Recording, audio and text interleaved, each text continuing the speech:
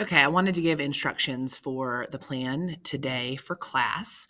The first thing that I want to point out is that the graph of the week should already be turned in.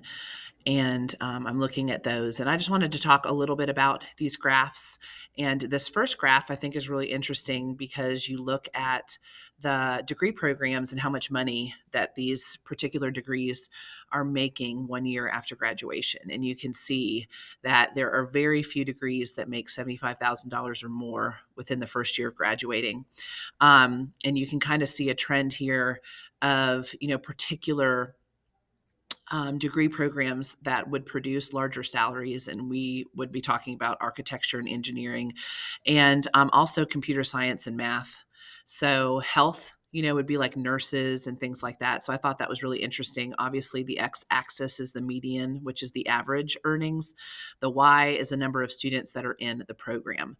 So you can see that there's not a whole lot of people that are in architecture and engineering programs, or even less in health. And we've got a large number in public service, in psychology and social sciences, but they don't produce a lot of money. This one down here is interesting because this is after the 10th year. And you can see that computer engineering and civil engineering are going to make the most money over 10 years. Nursing, I was telling my other classes that my sister is an ICU nurse and she will pick up extra shifts and make $90 an hour. You can make a lot of money being a nurse. It's a great career. So we talked about that graph of the week.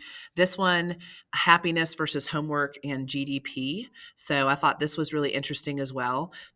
And how do you sort of quantify happiness? I'm not sure like what the test was where they determined how happy people were, but I wanted to point out, some countries with extremely low GDP, which means they're not extremely wealthy.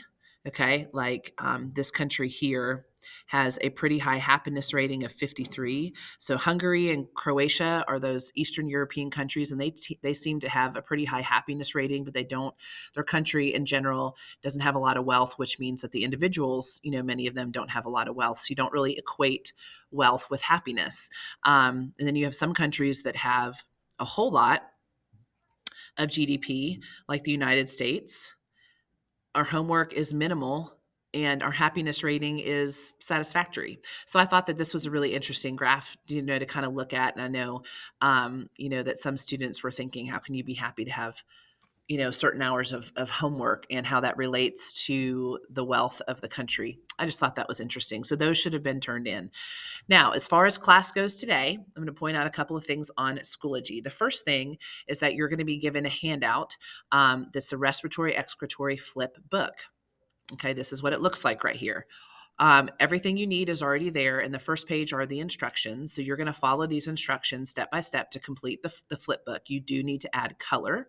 This is a minor grade, so you want to make sure you work really thoroughly, and you are not using your Chromebook. Everything you need to complete this flip book is in your student packet, your student resource guide. You should not be looking anything up. So as you go through the flip book, these are what the pages look like here. Let me scroll down. Okay, you're following those instructions, and then you can see here that the pages, fill them out and color them before the very last step is where you cut out. You do not want to cut out these little flaps here because that is a part of the flip book. You only cut along the dotted lines, and then you're stapling. So, and you're adding color, and you're going through each of these and filling it out. And then I've got a rubric there that I'm going to be using to grade your flip book. So it is a minor grade. So I'm giving you class time today. The flip book is due the day of the test, which is Wednesday. So some people on Thursday finished and some people did not. So just know that. The second thing that I want to point out on Schoology here is 7.7. So I have posted this link here for a GimKit review for all three systems, and you are required to complete this. The link here is on Schoology. If it will populate here for me. Okay. Or you can go to the GimKit classroom. So here's something different. You're required to complete it, either question or cash goal. Take a screenshot of your screen when you've completed it that says you've completed it. And then you're going to upload it here to this assignment on Schoology. So make sure that you do that. It is not just good enough to finish the GimKit because it's not highly accurate, and it's very difficult for me to. It takes a lot of time for me to figure out who finished it on the GimKit classroom. So taking that screenshot and submitting it. If you finish your flip book and you have time, you can work on that in class, but that is due. I have it due Tuesday. Okay, Tuesday evening.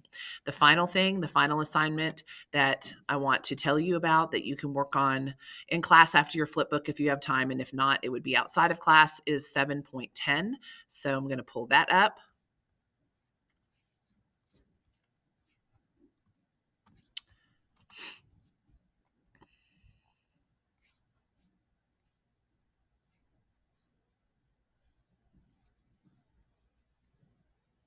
Short answer practice for the test. There will be a question that's a short answer that you should be able to answer in about 5 sentences. And you open the attached Google Doc. This is what it looks like. I am helping you to prepare for this. I'm giving you the prompt. This is the prompt. Explain with examples how the respiratory, circulatory, and excretory systems work together. I'm helping you prepare for this by giving you an outline that you're going to be thinking about and filling in and submitting. And we're going to talk about this next week. So everything typed in black is what I have written, and you are changing the red text to put your information. So the primary job of the circulatory system is 2, and then you're going to delete this and type in, what you think the primary job is. And then I'm guiding you to talk about how it works with the respiratory system, give me specific examples with specific organs involved, how it works with the excretory system, and then you're going to show the relationship between respiratory and excretory systems. And then you'll submit that. That is due your next class period, which is going to be Tuesday. So that is what you're working on in class. You should have plenty to do. If you have any questions, you just ask whatever teacher is here, but you shouldn't really have, any questions, and a lot of things I've really explained on Schoology. Thank you.